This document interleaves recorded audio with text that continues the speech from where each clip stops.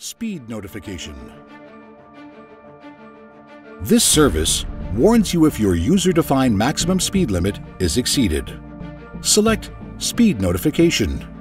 Click Create Speed Limit to set your speed limits. Enter the name for the new limit.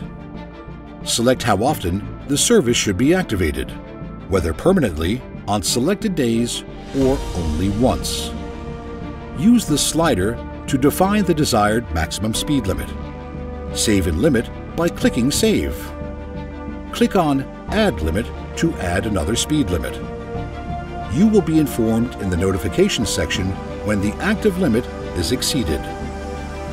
You can select and activate previously defined limits on the portal homepage. You can also create a speed limit in the Škoda Connect app. Select the speed notification tile, then tap on Create.